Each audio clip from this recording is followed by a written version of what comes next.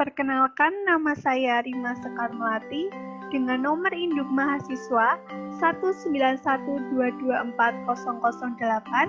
Saya dari Program Studi Pendidikan Bahasa dan Sastra Indonesia, Universitas Sanata Dharma Yogyakarta.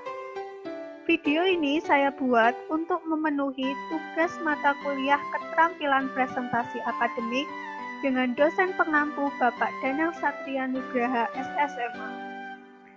Pada kesempatan kali ini, saya akan mempresentasikan materi perluasan leksem ibu dalam bahasa Indonesia, tinjauan semantik. Pada presentasi ini ada 3 pokok presentasi. Yang pertama yaitu pendahuluan, kemudian pembahasan, dan penutup.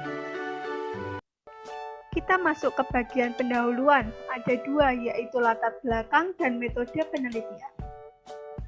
Latar belakangnya, penutur bahasa Indonesia memiliki daya ungkap yang unik, ditandai oleh kemampuan menciptakan variasi-variasi konstruksi idiomatis. Kajian perluasan makna leksem dapat didasarkan pada beberapa aspek rancangan teoretis, yaitu semantik leksikal, perluasan makna literal, dan jejaring semantis. Menurut Krus 2006-92, dalam kajian semantik leksikal, leksem merupakan unit penting yang menjadi poros analisis. Metode penelitiannya ada 3 tahap. Yang pertama, penyediaan data. Yang kedua, analisis data. Dan yang ketiga, penyajian hasil analisis data. Pada tahap penyediaan data, data penelitian berupa leksem ibu. Kemudian mencari konstruksi-konstruksi berleksem ibu dengan metode simak. Data ini diperoleh dari sumber tertulis, sumber lisan, dan situs penyedia korpus. Pada tahap analisis data menggunakan metode asih dan padan.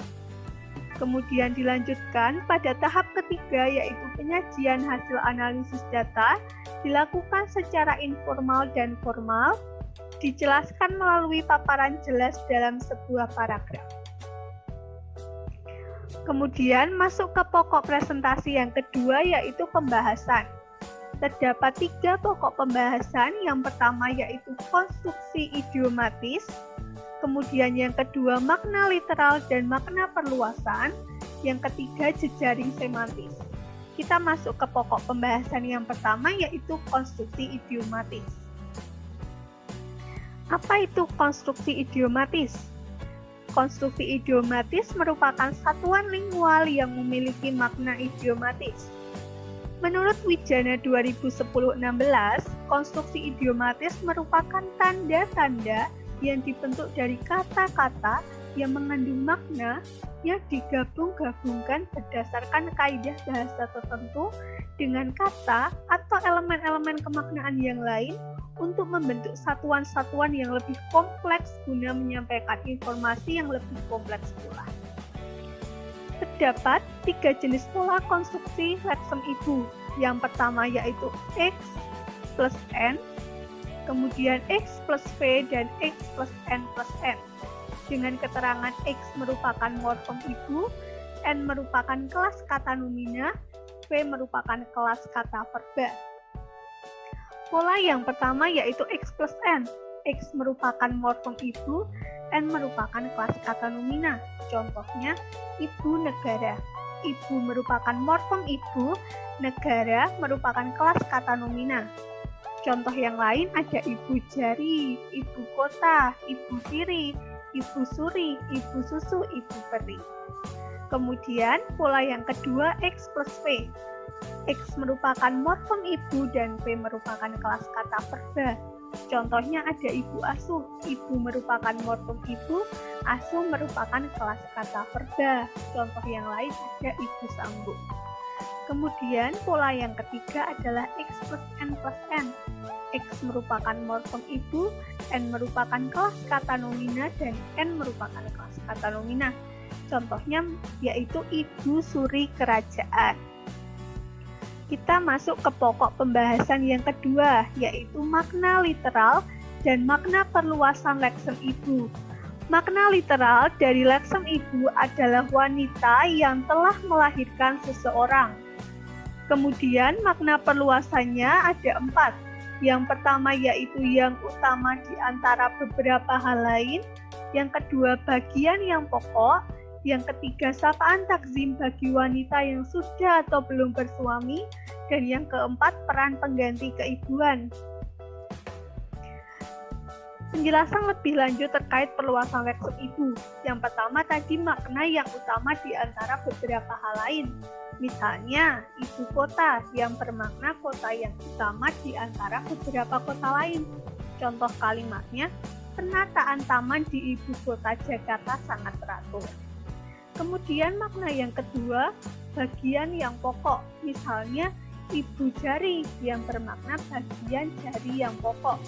Contoh kalimatnya, ibu jarinya tergores pisau dapur. Kemudian makna yang ketiga ada sapaan takdim untuk wanita yang sudah atau belum bersuami. Misalnya ibu negara yang bermakna wanita yang menjadi istri kepala negara atau presiden. Contoh kalimatnya, Mas, ternyata ibu negara juga hadir di sini. Kemudian makna yang keempat, peran pengganti keibuan, misalnya ibu susu yang bermakna wanita pengganti peran keibuan dalam menyusui. Contoh kalimatnya, tidak semua wanita mau menjadi ibu susu. Catatan untuk perluasan leksem ibu.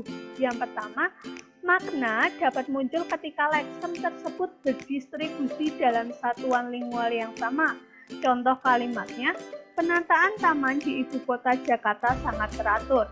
Maka makna ibu kota ini muncul karena berdistribusi dalam satuan lingual yang sama. Kemudian, catatan yang kedua, apabila posisi kedua leksem tersebut dipertukarkan, maka makna tidak terbentuk. Contohnya, penataan taman di kota ibu Jakarta sangat teratur.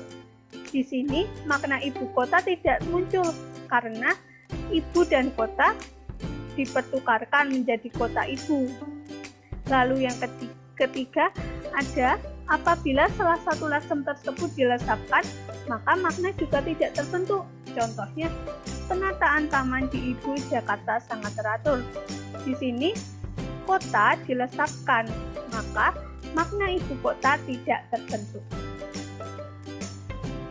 Kemudian pokok pembahasan yang ketiga yaitu jejaring semantis. Apa itu jejaring semantis? Jejaring semantis merupakan bagan ilustrasi perluasan makna sebuah leksem. Penyusunannya didasarkan pada sebaran makna perluasan yang dihasilkan oleh leksem ibu. Berikut contoh jejaring semantisnya. Di sini yang paling atas ada wanita yang telah melahirkan seorang anak. Itu merupakan ranah asalnya. Kemudian ranah perluasannya ada 4. Yang pertama yang utama di antara beberapa hal lain, kemudian bagian yang pokok, kemudian sapaan takdim bagi wanita yang sudah atau belum bersuami, dan peran pengganti keibuan. Nah, kita sudah masuk ke pokok presentasi yang terakhir yaitu penutup. Bagian penutup ini ada kesimpulan.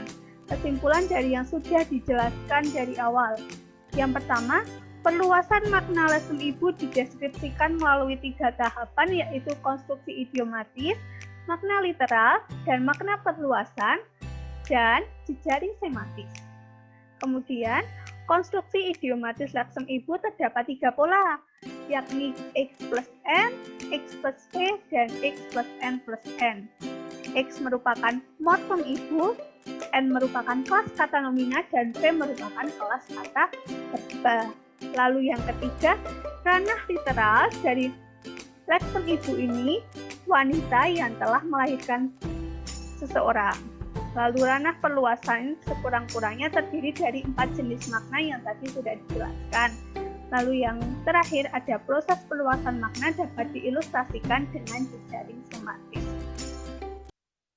Sekian presentasi dari saya. Mohon maaf apabila ada kekurangan. Terima kasih.